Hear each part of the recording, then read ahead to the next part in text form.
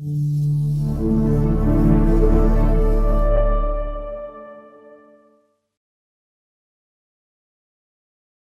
this is something I love to talk about because it's something that almost gets under my skin, where people make these comments and I think to myself, they obviously have not used this system before. So it's these sort of misconceptions about GuttaCore, and they include some of the following. Some people would say, well, you know, GuttaCore can't be retreated easily. I hear it all the time, okay? I'm going to talk about that in a minute.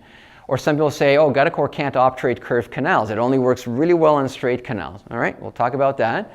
And then post-space preparations. Oh, it's such a nightmare making a post-space with GuttaCore. It's quite an issue. Well, we'll talk about that. And then the other thing is GuttaCore is more technically difficult than other systems, and GuttaCore may require more extensive of a setup. So with that in mind, let's talk about the immediate retreatment if the canal, let's say, is filled short. So let's talk about these misconceptions. So for me, the reason why I love talking misconceptions is because if anyone makes any one of those comments, I strongly urge you to ask them, have you ever actually used it? Please, because you'd be amazed how often people comment on stuff and they've never used it thinking, oh, I don't even bother using it. I just know it's not good. Well, if they haven't used it, there's no point even talking to them about it. Again, it's a real pet peeve of mine when it comes to these misconception comments about it. So first is immediate retreatments. Imagine you fill a canal short, and I'm going to show you this little video over here of me putting in this GuttaCore, and for whatever reason, I'm not going to the length that I need to go. Whether I spent too much time from the oven, I let it cool off, or maybe here's my clinical view of the same case. Either I spent too much time and it cooled off, maybe I was too fast, maybe I didn't use the corresponding size of the GuttaCore to the instrumentation, I was way off. Whatever the reason, imagine as you see in this radiograph, I'm filled way short of the apex. So the error is pointing to just the sealer that's there. It's not the guttapercha. So what do you do in this case? Because some people have these issues. Go, oh, sometimes you may feel short. It's a real problem. Well, it's not. All you have to do is you grab a Hedstrom file. In this case, it's a small Hedstrom file. Turn it clockwise so it engages part of the guttapercha. You go, let's say, halfway up the root. Remember, the GuttaCore hasn't fully set. The sealer hasn't fully set. Grab this thing, pull it out, and I kid you not, this is all it takes. And look at that guttapercha. It's come out all clean, and that's it. It's like an immediate, complete retreat. And you don't have to go back in there with your master file. You don't have to do anything. Maybe just coat a little bit more sealer in there and get right back to it. And whatever mistake you did initially, whether you're too slow or whatever it is, just make sure you do it right. That's all. But it's not the end of the world whatsoever. Imagine with the downpack technique, if you start having voids because your plugger was an issue or you couldn't have the hot injection gun touch the guttapercha at the apical part, there it's a nightmare. It really is, because that gooey, sticky guttapercha, now you got to do a full-on retreat versus what I just showed you. It takes just seconds.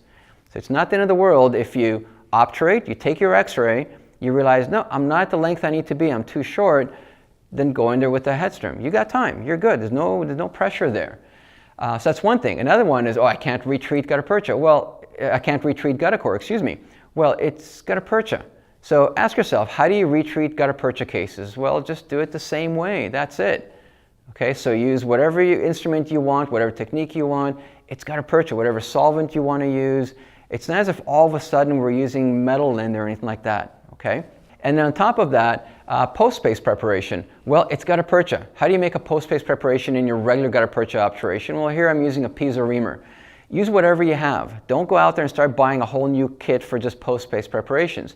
So whatever you have, use it. That's it. It is guttapercha. There's no catch or gimmick, remember? So again, it's another one of those comments that's thrown out there that I just don't understand. Oh, you can't retreat it, or you can't do a post-space. Well, then that means you can't do the same things for guttapercha obturations.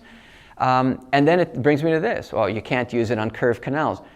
Actually, this is probably the best system for curved canals because it is warm from the tip of the GuttaCore all the way to the CEJ area. Whereas a traditional warm obturation downpack technique, imagine these pluggers you see over here. If that plugger doesn't go to the apical third, if it doesn't go to the about 4 or 5 millimeters of your working length because the canal is curved, you're going to get voids. If your injection tip, that's injection guttapercha, can't go and touch that guttapercha left at the apical 4 or 5 millimeters, you're going to get a void. So if anything, when you have curved canals, even if you're using Nitai nickel titanium pluggers, you're still going to be hard pressed for managing curved canals like I showed you in the previous slide.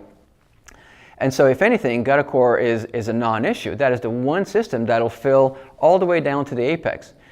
So Next one is, some people say, well, GuttaCore is more technically difficult than warm obturation. And, you know, this is again coming from people who I bet you have just never even used it, never even thought about it, gave it a try. Remember these 15 steps I talked to you about? And trying the pluggers, pre-fitting the pluggers, pre-fitting the hot instrument. Well, remember the steps, how many fewer steps are involved in GuttaCore obturation, and how it took roughly 8 seconds to obturate it? That's it, period, versus a down pack. So you be the judge, okay?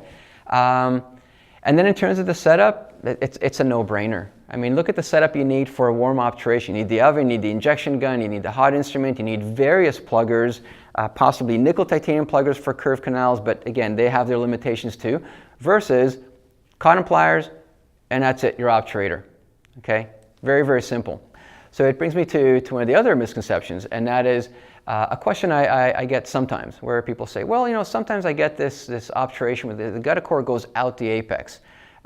Shouldn't happen often. If it does, why does it happen? Am I using too much sealer or not?